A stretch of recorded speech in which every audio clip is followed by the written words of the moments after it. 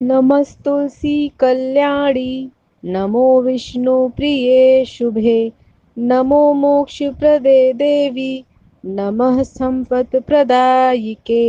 नमस्कार, मैं हूँ ऋचा। हमारे YouTube चैनल पर आप सभी का बहुत बहुत स्वागत है। आज के इस वीडियो में हम जानेंगे तुलसी विवाह के बारे में, जिसमें हम आपको बताएंगे तुलसी विवाह का शुभ मुहूर्त, कैसे करें तुलसी विवाह और उनकी पूजा विधि। तुलसी के पौधे को पूजनीय, पवित्र और देवी का दर्जा दिया गया है। तुलसी का पौधा हमारे लिए धार्मिक और वैज्ञानिक दोनों ही महत्व रखता है। ऐसा माना जाता है कि जिस घर में तुलसी का वास होता है, वहां तरक्की के साथ सुख, शांति और धन की संपन्नता अपने आप ही हो जाती है। कार्तिक माह की देवोत्थान एकादशी के दिन तुलसी विवाह का आयोजन किया जाता है। कहते हैं कि इस दिन तुलसी जी और भगवान विष्णु के शालिग्राम रूप का विवाह करने से कन्यादान के तुल्य फल की प्राप्ति होती है। इस दिन सुहागिन महिलाएं तुलसी विवाह का आयोजन और पूजन करती हैं। उन्हें अखंड सौभाग्य की प्राप्ति होती है। इस साल तुलसी विवाह 15 नवंबर दिन सोमवार को किया जाएगा। इस दिन पूजन में तुलसी विवाह की पौराणिक कथा का पाठ करके तुलसी मंगला अष्टक का पाठ किया जाता है। ऐसा करने से घर में भगवान शालिग्राम और तुलसी माँ सभी मनोकामनाओं की पूर्ति करती हैं। तुलसी विवाह का शुभ मुहूर्त। एकादशी तिथि 15 नवंबर को सुबह 6:39 पर समाप्त होगी और द्वादशी तिथि आरंभ होगी। तुलसी विवाह 15 नवंबर 2021 सोमवार को किया जाएगा। द्वादशी तिथि 16 नवंबर मंगलवार को सुबह 8:01 तक रहेगी। आइए जानते हैं तुलसी विवाह की पूजन विधि। कार्तिक मास में देवोत्थान एकादशी के दिन तुलसी विवाह का आयोजन किया जाता है। तुलसी विवाह के लिए एक चौकी पर आसन बिछाकर तुलसी जी और शालिग्राम की मूर्ति स्थापित करनी चाहिए। चौकी के चारों ओर गन्ने का मंडप सजाएं और कलश की स्थापना करें। सबसे पहले कलश और गौरी गणेश का पूजन करना चाहिए। इसके बाद माता तुलसी और भगवान शालिग्राम को धूप, दीप, वस्त्र, माला, फूल अर्पित करें। तुलसी जी को श्रृंगार के सामान और लाल चुनरी चढ़ाई जाती है। ऐसा करने से सुखी वैवाहिक जीवन का आशीर्वाद मिलता है। इसके बाद तुलसी मंगला अष्टक का पाठ करें। हाथ में आसन सहित शालिग्राम जी को लेकर तुलसी जी के 7 फेरे लेने चाहिए। इसके बाद भगवान विष्णु और तुलसी जी की आरती का पाठ करना चाहिए। पूजन के बाद प्रसाद का वितरण जरूर करें। तुलसी पूजन के मंत्र। तुलसी जी का पूजा करते समय आप इस मंत्र का जाप जरूर करें। ओम सुभद्राय नमः, ओम सुप्रभाय नमः। आइए जानते हैं तुलसी विवाह की पौराणिक कथा। शिव पुराण की कथा के अनुसार एक बार भगवान शिव के क्रोध से तेज का निर्माण हुआ।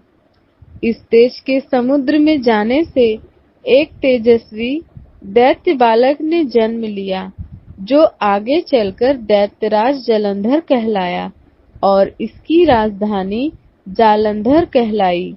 जालंधर का विवाह कालनेमी की पुत्री वृंदा से हुआ। वृंदा पतिव्रता स्त्री थी। जालंधर ने अपने पराक्रम से स्वर्ग को जीत लिया, लेकिन एक दिन वो अपनी शक्ति के मद में चूर होकर माता पार्वती को पाने की लालसा से कैलाश पर्वत जा पहुंचा।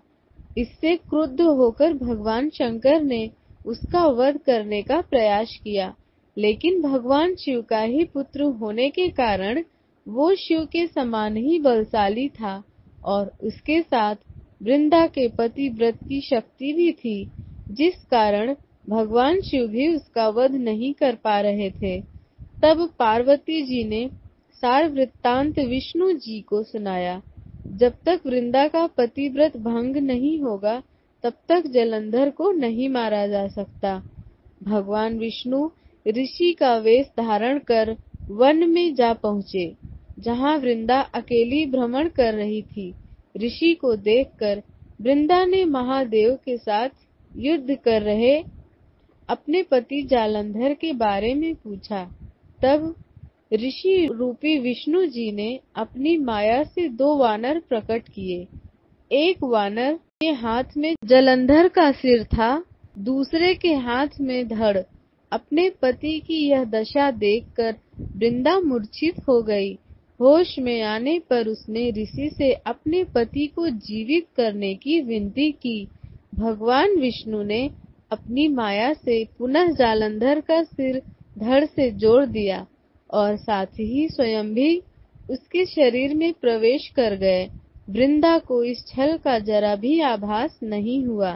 जालंधर बने भगवान विष्णु के साथ वृंदा पतिव्रता का व्यवहार करने लगी, जिससे उसका सतीत्व भंग हो गया और ऐसा होते ही वृंदा का पति जालंधर युद्ध में हारकर मारा गया।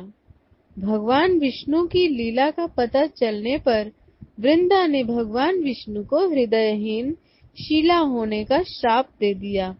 वृंदा के श्राप के प्रभाव से विष्णु जी शालिग्राम रूप में पत्थर बन गए। सृष्टि के पालनकर्ता के पत्थर बन जाने से सृष्टि में असंतुलन स्थापित हो गया। यह देखकर सभी देवी देवताओं ने वृंदा से प्रार्थना की वह भगवान विष्णु को श्राप से मुक्त कर दे। वृंदा ने विष्णु जी को श्राप मुक्त कर स्वयं आत्मदाह कर लिया। जहाँ वृंदा भस्म हुई वहाँ तुलसी का पौधा उगाया। भगवान विष्णु ने कहा कि वृंदा तुम अपने सतीत्व के कारण मुझे लक्ष्मी से भी अधिक प्रिय हो गई। तुम तुलसी के रूप में सदा मेरे साथ रहोगी। तब से हर साल कार्तिक महीने के देव उठावनी एकादशी का दिन तुलसी विवाह के रूप में मनाया जाता है। देवी त्वं निर्मिता पूर्वम अर्चितासि मुनीश्वरै, नमो नमस्ते तुलसी पापं हर हरि प्रिये।